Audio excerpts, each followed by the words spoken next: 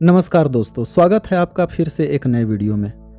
दोस्तों, हाल ही में 26 मई 2022 को भारतीय लेखिका गीतांजलि श्री को उनके उपन्यास रेत समाधि के लिए इस साल का अंतर्राष्ट्रीय बुकर पुरस्कार से सम्मानित किया गया है। The winner of the 2022 International Booker Prize is Tomb of Sand by Gitanjali Shri, translated by Daisy Rockwell, published by Tilted Axis Press. यह हम सब के लिए और हिंदी साहित्य प्रेमियों के लिए गौरव की बात है। इस उपन्यास को अंग्रेजी में टूम्ब ऑफ सैंड के नाम से अनुवादित किया गया है। यह भारतीय भाषा में लिखित किसी उपन्यास या यूं कहें किसी साहित्यिक कृति को मिलने वाला पहला बुकर प्राइज है। इसलिए इस वीडियो में हम विस्तार से बातें करेंगे गीतांजलि श्री की कि वो कौन है, उनका प्रोफाइल क्या है, कुछ बातें बुकर की कि बुकर प्राइज क्या है, तो कुछ बातें डेजी रॉकवेल की भी करेंगे जिन्होंने इस उपन्यास का अंग्रेजी में अनुवाद किया है। तो बने रहिए वीडियो के साथ। दोस्तों, गीतांजलि श्री उत्तर प्रदेश के मैनपुरी में 12 जून 1957 को पैदा हुई 65 वर्षीय लेखिका हैं। हालांकि इनका परिवार गाजीपुर के गौंडोर गांव से है। इनकी स्कूली शिक्षा उत्तर प्रदेश के विभिन्न क्षेत्रों में हिंदी इंग्लिश मीडियम के स्कूलों में हुई। आगे इन्होंने दिल्ली के श्री राम लेडी कॉलेज से स्नातक किया और JNU से मॉडर्न इंडियन हिस्ट्री से MA किया। इन्होंने MS university, Maharaja Sayaji Rao university Vadodara से PhD की। टॉपिक्स था social and intellectual trends in colonial India, a study of Premchand. इसके अलावा प्रेमचंद्र पर अंग्रेजी में एक किताब लिखी, between two worlds, an intellectual biography of Premchand. अपनी औपचारिक शिक्षा के बाद इन्होंने जामिया मिलिया इस्लामिया और जाकिर हुसैन कॉलेज में इतिहास पढ़ाने का कार्य शुरू कर दिया, जिसे बाद में उन्होंने छोड़ दिया। बताती हैं कि उन्होंने अपनी पहली कहानी एक रेल यात्रा के दौरान लिखी, जिसे पढ़कर उनके पति ने कहा, ऐसा नहीं लगता कि यह किसी लेखक की पहली रचना है। यह सुनकर उनका हौसला बढ़ा और वहीं से उनके लेखकीय जीवन की शुरुआत हो गई। फिर ये नियमित लेखिका के तौर पर काम करने लगी। बताते चलें कि गीतांजलि श्री की दोस्ती प्रेमचंद की ग्रैंड डॉटर से रही है, जिनका सकारात्मक प्रभाव और उपयोगिता बाद के दिनों में उनके प्रेमचंद्र पर किए गए शोध में यकीनी तौर पर रहा होगा। गीतांजलि श्री की पहली कहानी बेलपत्र 1987 में साहित्यिक पत्रिका हंस में छपी, जिसके संपादक राजेंद्र यादव थे। फिर 1991 में कहानी संग्रह अनुगुंज आया। बताते चलें कि इनके पति सुधीर चंद्र भी एक इतिहासकार और लेखक हैं। इनकी गांधी पर लिखी एक महत्वपूर्ण किताब है।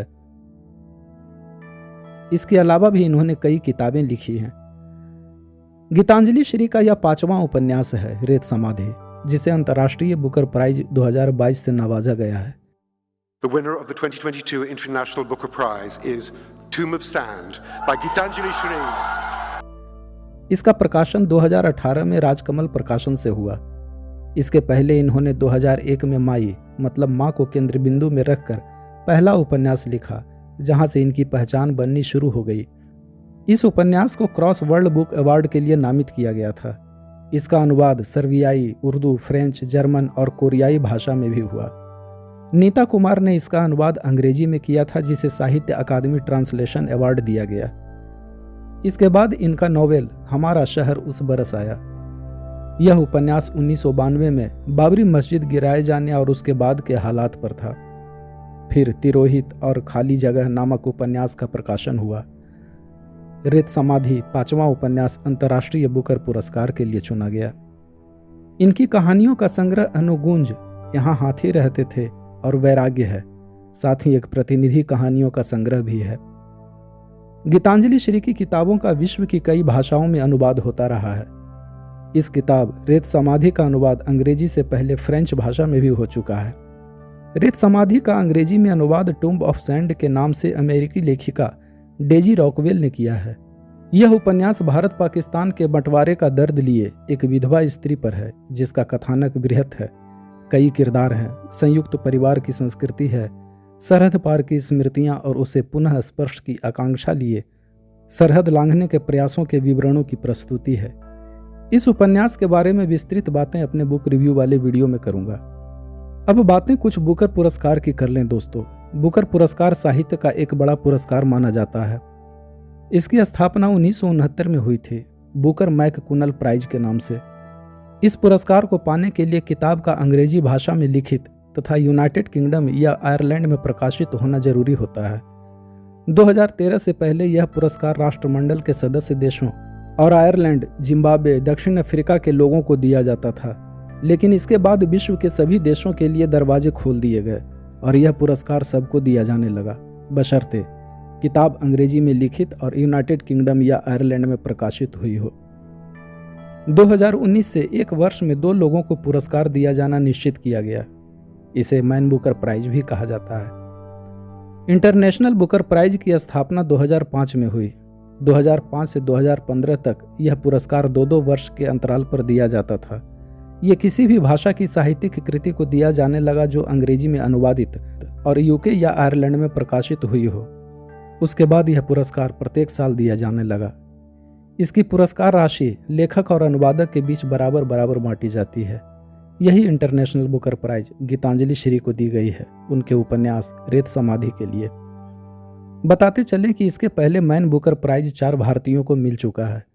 पहला सलमान रुश्दी को 1981 में मिडनाइट चिल्ड्रन के लिए, अरुंधति रॉय को 1997 में the God of small things के लिए, किरण देसाई को 2006 में द इनहेरिटेंस ऑफ लॉस के लिए और अरविंद अडिगा को 2008 में द व्हाइट टाइगर के लिए दिया जा चुका है।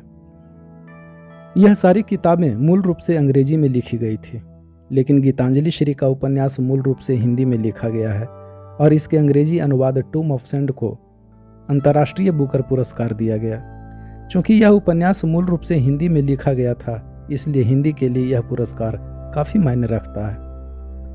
दोस्तों, कुछ बातें डेजी रॉकवेल की करें तो डेजी रॉकवेल अमेरिकी नागरिक हैं। उनके काम का दायरा बहुत बड़ा है। उन्होंने विश्व की कई भाषाओं पर काम किया है।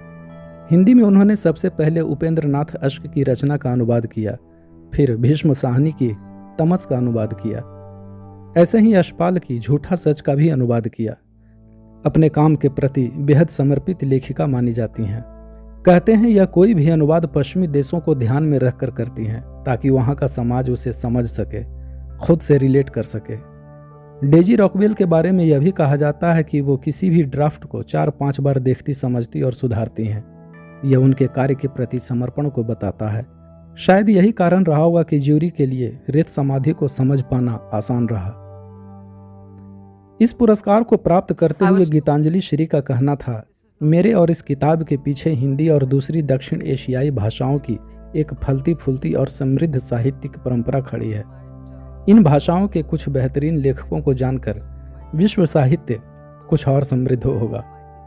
ऐसे संवाद से जीवन की शब्दावली बड़ी होगी।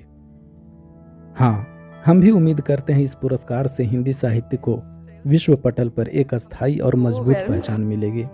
तो आशा है दोस्तों ये वीडियो आपको पसंद आया होगा। अगर ये वीडियो आपको पसंद आया हो तो इसे लाइक करें, शेयर करें और अभी तक चैनल को आपने सब्सक्राइब नहीं किया है तो चैनल को जरूर सब्सक्राइब करें। इस चैनल पर आपको साहित्यिक कंटेंट मिलते हैं जैसे कहानियाँ, कविताएं और बुक रिव्यू आदि।